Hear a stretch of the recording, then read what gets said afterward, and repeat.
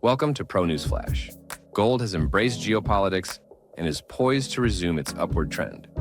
Let's dive into the latest developments.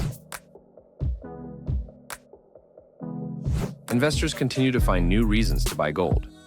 First, it was the rise in geopolitical tensions due to the kidnapping of Venezuelan President Nicolas Maduro by the U.S. Then, it was the weakening of the U.S. dollar due to poor data on business activity in the manufacturing sector, declining demand for the greenback as a safe haven asset, and dovish comments from FOMC officials.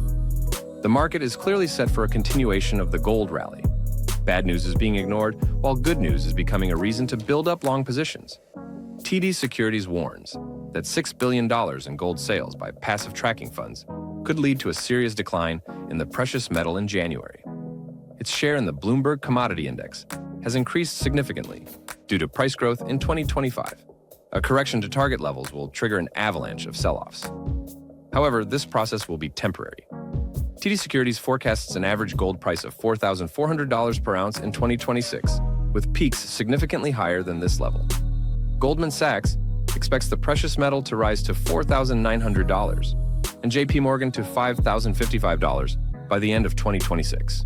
UBS forecasts a surge to $5,000 by September and warns that black swans could send gold to $5,400. About 42% of Kitco retail investors surveyed believe that it will trade in the $5,000 to $6,000 range in the new year. 29% hope for growth above $6,000. The bullish forecasts are based on expectations of a continued cycle of monetary policy easing by the Fed and the associated fall in the USD index. At the same time, the U.S. economy will cool down, and geopolitical risks will not disappear. Donald Trump threatened to kidnap the president of Colombia and announced U.S. claims to Greenland. The White House leader believes that the Western Hemisphere belongs to Americans.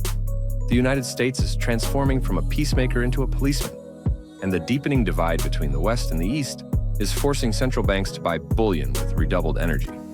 Strong demand for physical metal instills confidence in the continuation of gold's northern march. Stay with Pro News for more updates on events happening in the financial markets. Like, share, and subscribe.